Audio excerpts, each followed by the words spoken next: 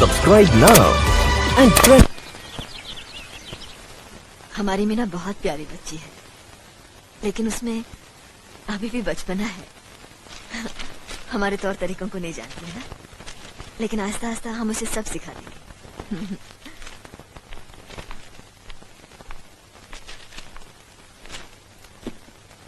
बड़े भैया, ये अपने घर जाना चाहती है। जाना भी चाहिए। 4-5 महीने हो गए, मायके की याद भी आती होगी इसे। और अर्जुन, तुम्हारे ससुर जी तुम्हें कई बार बुला चुके हैं। तुम भी कुछ दिनों के लिए हो आओ, तुम्हारा मन भी बहल जाएगा। अगर ये वापस लौटने के लिए जा रही होती तो मैं जरूर जाता, मगर ये तो हमेशा के लिए इस घर से जा रही है। कैसी बातें कर रहे हो? अगर तुम दोनों के ख्यालात एक दूसरे से नहीं मिलते तो इस मामले को घर की 4 दीवारी में बैठकर आपस में सुलझा लेना चाहिए। बहू शहर की पढ़ी लिखी लड़की है, उसे गांव की रीति रिवाज के बारे में क्या मालूम? ये तो तुम्हारा फर्ज बनता अर्जुन कि तुम उसे हमारे तौर तरीके सिखाओ। सिखाने से कोई फायदा नहीं बड़े भैया, ये खुद को इस माहौल में डालना ही नहीं चाहती, इसलिए भेज रहा हूं। अच्छा, तो तुमने फैसला भी कर डाला? बड़े भैया, बात यह है कि मैंने मीना को... तुम बहुत समझदार भी हो गए हो ना, तो फिर तुम्हें इतना तो समझ लेना चाहिए, अगर बहू अपने आप को बदल नहीं पा रही है तो तुम बहू के मुताबिक बदल जाओ।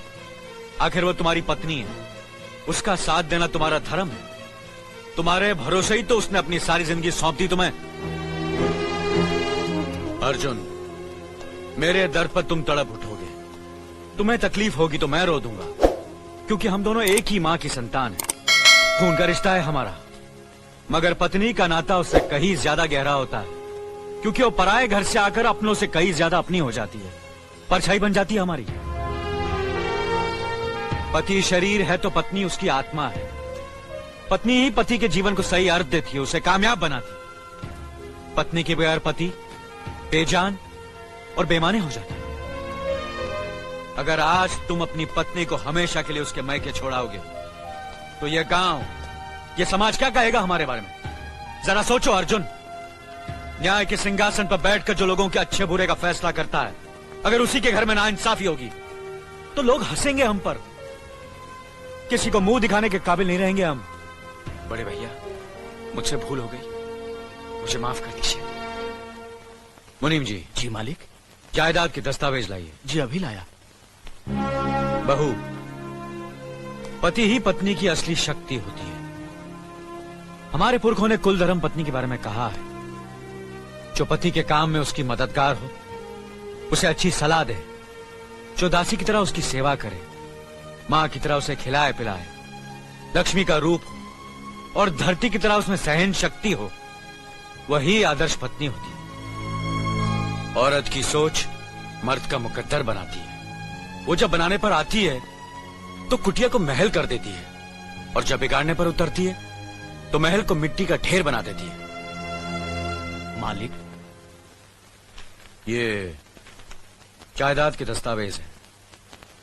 हमारी जमीन जायदाद कहां कहां है और कितनी है, उसका हिसाब किताब ना बाबूजी को मालूम था, ना हम तीनों भाइयों को मालूम है।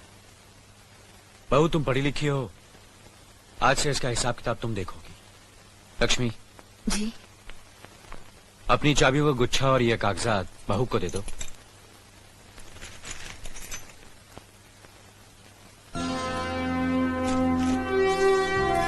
आज से तुम इस घर की मालकिन हो। तुम जहां कहोगी, जिस कागज पर कहोगी, हम तीनों भाई चुपचाप आंख बंद करके दस्तखत कर देंगे। जैसा कहोगी वैसा ही करेंगे। बस एक ही विनती है बहू, हम तीनों भाइयों को अलग करने का ख्याल अपने मन में कभी आने मत देना।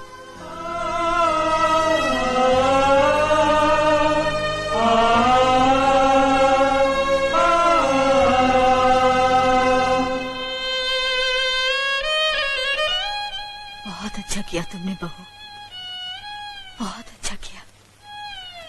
इनकी आंखों में आंसू देखने की हमने सपने में भी उम्मीद नहीं की थी, लेकिन तुमने हमें दिखा दिया। बहुत अच्छा किया तुमने, बहुत अच्छा किया।